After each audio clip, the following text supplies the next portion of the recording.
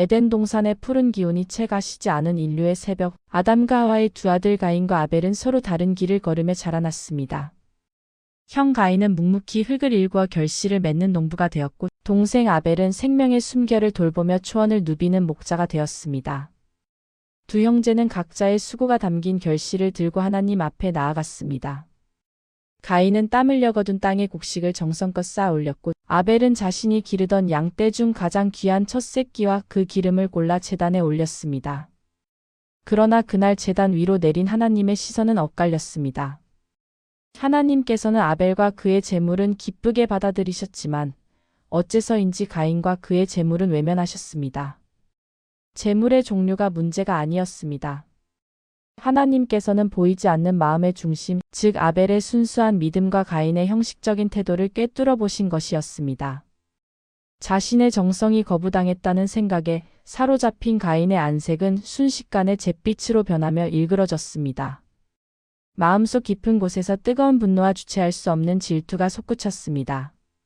하나님께서는 그런 가인의 흔들리는 눈빛을 보시고 내가 분하여 함은 어찌 됨이냐. 죄가 너를 원하나 너는 죄를 다스려야 한다라며 엄중한 경고를 보내셨습니다. 그것은 낭떠러지 앞에 선 가인에게 내밀어진 마지막 구원의 손길이었습니다. 하지만 가인은 그 목소리에 귀를 닫아버렸습니다.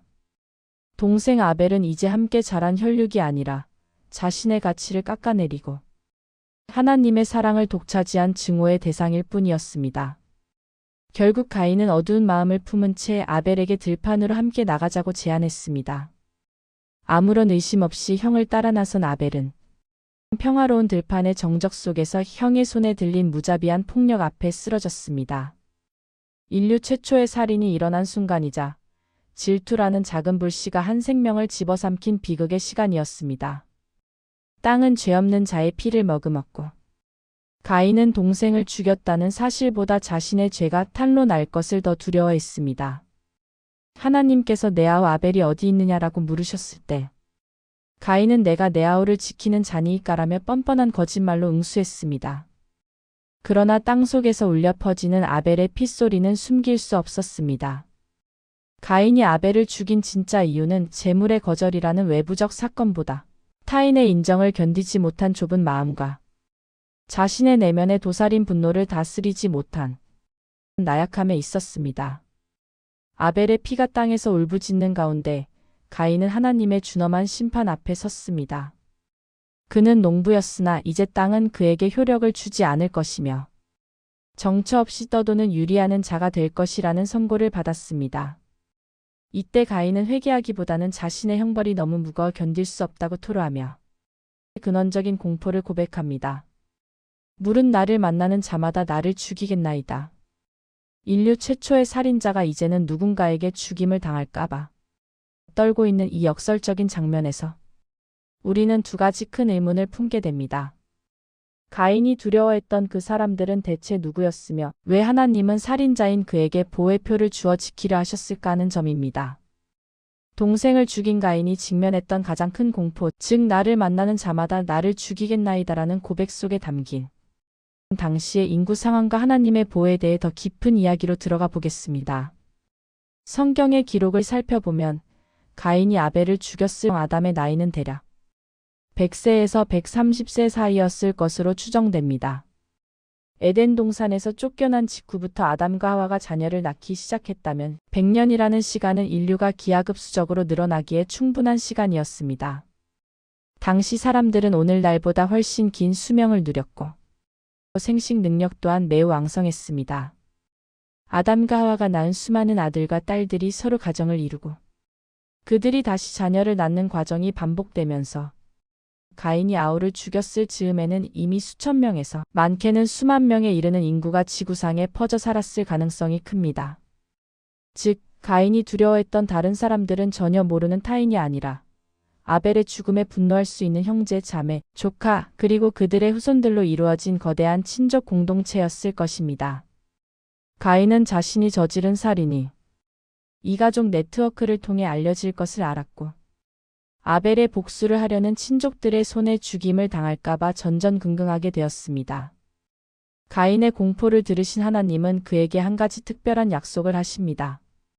바로 가인을 죽이는 자는 벌을 7배나 받을 것이라는 선언과 함께 그에게 표를 주신 것입니다. 이는 단순히 가인이라는 개인을 아끼셨기 때문이라기보다 인류 역사에 흐르는 복수의 원리를 차단하기 위한 하나님의 결단이었습니다. 만약 가인이 친족들에 의해 죽임을 당했다면 가인의 자녀들이나 그를 따르던 이들이 다시 그 복수자들을 죽이는 피해 악순환이 시작되었을 것입니다. 하나님은 가인을 살려두심으로써 인간이 사적인 복수로 심판자의 자리에 앉는 것을 막으셨고 생명을 앗아가는 권한이 오직 창조주인 당신에게만 있음을 분명히 하셨습니다. 또한 이 보혜표는 가인에게 주어진 고통스러운 기회이기도 했습니다. 하나님은 그를 즉시 처형하는 대신 평생 동생을 죽인 죄책감을 짊어지고 유리하는 자로 살게 하셨습니다. 이는 죽음보다 더 무거운 형벌인 동시에 살아있는 동안 끊임없이 자신의 죄를 직면하며 회개할 수 있는 시간을 벌어준 자비였습니다. 결국 가인이 두려워했던 사람들은 그의 죄를 증명하는 증인이었습니다. 그렇다면 하나님은 왜 이 흉악한 살인자를 즉시 처단하지 않으시고 오히려 그를 보호하겠다고 약속하셨을까요? 하나님은 가인을 죽이는 자는 벌을 7배나 받으리라고 선언하시며 그에게 아무도 해치지 못하게 하는 표를 주셨습니다. 여기에는 하나님의 깊은 섭리와 자비가 담겨 있습니다. 복수의 연쇄고리를 끊기 위함이었습니다. 가인을 죽인 자를 또다시 벌하신다는 경고는 인간이 사적인 복수로 또 다른 살인을 저지르는 것을 막으려는 조치였습니다. 만약 가인이 복수의 이름으로 죽임을 당했다면 인류의 역사는 시작부터 서로를 죽이고 복수하는 끝없는 피해 악순환에 빠졌을 것입니다. 하나님은 공적인 심판관으로서의 권위를 세우시며 생명의 주권이 오직 당신께 있음을 선포하신 것입니다. 또 가인에게 회개할 시간을 주시는 하나님의 오래 참으심입니다. 하나님은 죄를 미워하시지만 죄인이 돌이켜 살기를 원하시는 분입니다. 즉각적인 죽음의 심판 대신 유리방랑하는 고통의 삶을 허락하신 것은 가인이 평생 자신의 죄를 지고 살아가며 창조주를 기억하고 회개하기를 바라시는 은총의 기회였습니다. 비록 가인은 에덴의 동쪽 노드 땅에 정착하여 성을 쌓고 자신의 이름을 딴 문명을 세우며 하나님을 떠난 삶을 선택하는 듯 보였으나 하나님이 주신 그 표는 그가 죽을 때까지 하나님의 주권 아래 있는 존재임을 일깨워주는 징표가 되었습니다. 이 이야기는 인간의 죄악이 얼마나 깊은지 그리고 그 깊은 죄악보다 하나님의 자비가 얼마나 더 넓은지를 동시에 보여줍니다. 가인이 두려워했던 사람들은 결국 우리와 같은 인간의 무리였고 하나님이 가인을 보호하신 이유는 살인이 정당해서가 아니라 인간이 스스로를 파멸시키는 복수의 길로 가지 않도록 막으시기 위함이었습니다.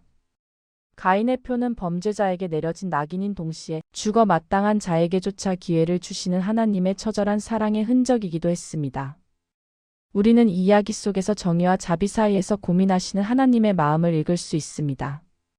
우리 역시 누군가를 향한 증오와 복수심보다는 하나님의 주권적인 심판과 용서를 신뢰해야 함을 알게 해줍니다. 가인의 문명은 화려하게 꽃피었을지 모르나 결국 하나님은 아벨을 대신해 주신 셋의 후손을 통해 인류의 진정한 소망을 잇고자 하셨습니다.